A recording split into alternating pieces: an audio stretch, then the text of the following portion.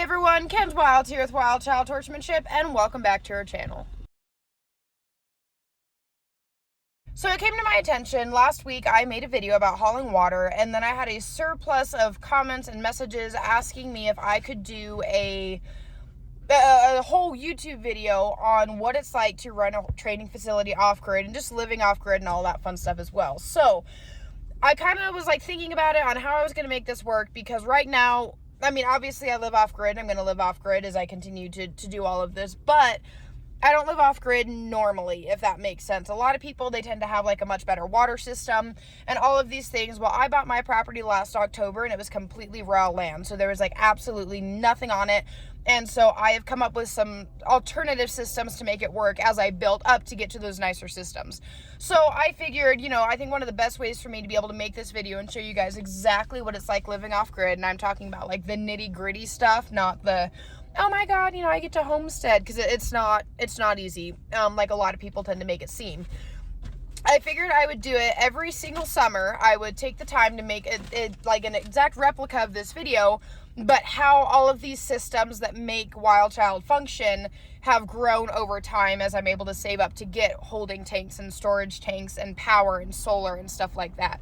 So this is going to be year one, the very first video, and I'm going to have 5 basic concepts that I show you guys: water, power, hygiene, waste. I can't remember the 5th one I'm going to do, but we'll see it here shortly.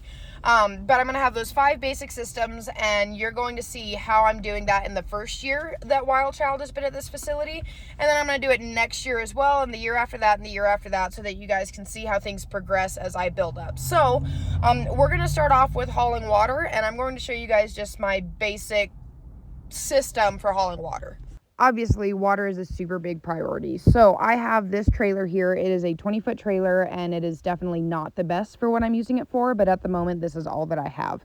So it has a 275-gallon IBC tote on top of it, and typically, a couple times a week, I end up taking the drive to town, going to the water fill station, putting the hose in it, and then I use either quarters or dollar bills, and then from there, I just wait for it to fill up. When I get home, I've got this super big hose, and basically I drive right up next to the stalls, right next to the water troughs, connect the hose to the IBC tote, and then let it go. Because the hose is very large, it's got a very large diameter, and when the tote is completely full, it's able to gravity feed very easily, which is something that makes life so much easier. Eventually, I'm going to have holding tanks and pumps and all that fun shit, but right now, because I've just started working on building my facility, all of it is just going to be slow and progressive, and so this is what we've got for right now. Some might ask, are you going to drill a well one day? And as much as I'd love to, the answer is no, because they are super duper expensive and very uncommon and rare to actually hit water in this area. So what do we do for power? At the moment, I actually don't have power. This trailer has a small solar panel, a small inverter, and a small battery, meaning I can get lights, but if I, for some reason, leave those lights on, then I run out of power. So typically, I just don't mess with it, and I go with flashlights, or I sometimes even just go by candlelight. But having no power also means my fridge and my freezer don't work, meaning I have no food storage. So what do I do for food storage? Typically for myself, what I do is I keep food in the cabinets, like just little snacks and stuff that doesn't have to be refrigerated or frozen. I keep those in the cabinets, and then from there I just live off of fast food, which isn't necessarily the healthiest option, but for right now it works. The other thing with having no electricity is that I also don't have AC, right? And so fortunately we live up in the mountains, and so we do live at quite a high elevation to the point where AC isn't really all that needed during the summer.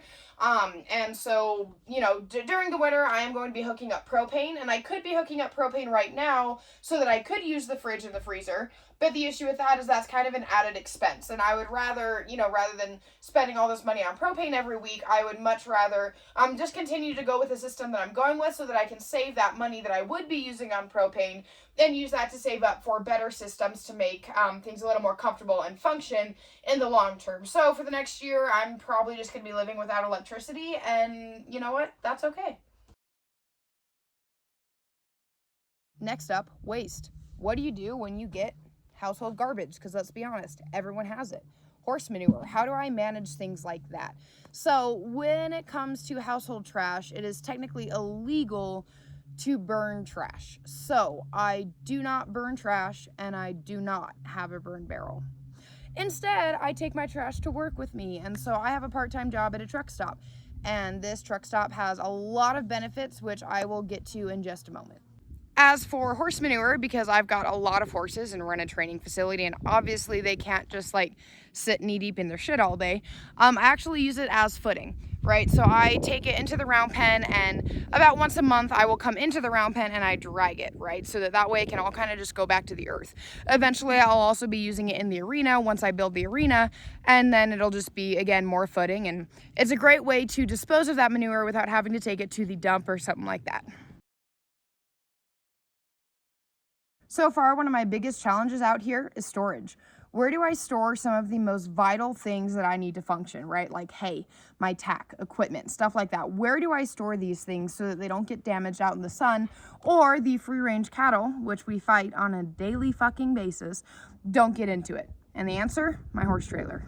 This horse trailer currently has some issues. I got it at a discounted rate because it's got a bent axle. It's actually like a $12,000 trailer, and I got it for $2,000 because of the bent axle. And right now I use it to store all of my hay so that the free range cattle can't get into it. It's not going to get damaged if it rains or anything like that. And then in the back portion of it is where I typically store all of my tack, because I also don't want my tack getting damaged in the elements of living off grid or the rain or the snow or anything like that. Next up, hygiene, showers, laundry. How the fuck do I manage that when I don't have running water to my camper or power to run a pump? Well, here's how we do it. Today I'm going to show you what I do when I don't do laundry and shower at work. And so in this tiny little town that I call home, there is a truck stop and they have a laundromat. And so typically I go to the laundromat about once a week. I can fit all of my clothes in one load because I really don't own much. And so I'll come and do laundry here. I'll admit sometimes they probably don't like me because I tend to get hay, dirt, and dog hair and horse hair just everywhere. As for showering, I'll go to my sister's place. She's got a nice little apartment in town, and I will go there to clean up sometimes just because I can. For showers, I typically do one of two things. So first off, I'll go to my sister's place and I'll be like, hey, remember when I took you in and you used all my shampoo and my showers and all that fun stuff? Well, now I get to do the same. Sammy's awesome. I took her in roughly a year ago, helped her get back on her feet, get a car, get a driver's license and a job. And now she actually has housing through her work. And so sometimes I'll go over there to take showers. If I don't go over there to take showers, then sometimes I will take showers at my part-time job. So I have another job. I work there about 2 to 3 days a week. It's only part-time. And I'm not really there for the money because business is so good right now that like I can have 2 stalls emptied and those same 2 stalls will be filled within the same day. Like that's what happened last week. So it's not necessarily that I need the money, but that extra money definitely helps to achieve my goals a little quicker and get the facility built up a lot more. But then for 2, because I work at a truck stop, I get to do my laundry and I get to shower there for free. So sometimes I'll go there and I'll shower before work and I'll do my laundry. If I don't necessarily shower at work or I have a significant amount of time off, then typically I'll come to the truck stop in Ashfork and I'll work at this one and shower at my sister's place. However, sometimes, I'll be honest with you, the rough part about off-grid living is that there might be a week that I go without a shower. And some people are like, oh my God, that's so disgusting. But right now, it just comes with the territory. I'd love to be able to have nice warm showers every day, but I don't. So this is what I do in the meantime. With that being said, I hope you guys all enjoyed this YouTube video. Don't forget to hit the red subscribe button. Check us out on Facebook, Instagram, our podcast, all that fun stuff as well. Don't forget, we also now have our sister pages because we just launched the nonprofit. So we have the Wild Child Equine Rescue and Sanctuary, where we take you guys through the journey of the rescues that we take in, as well as the sanctuary horses, so that you guys can stay up to date on all of the wonderful things that they're doing. Don't forget to check out our books as well. Our online academy, where you can go to access dozens of educational courses and videos and all that fun stuff that is exclusive to the academy, so that you can learn about kinder, science-based horsemanship methods from the comfort of your very own home. So stay strong, stay true, stay wild, and we'll see y'all next time.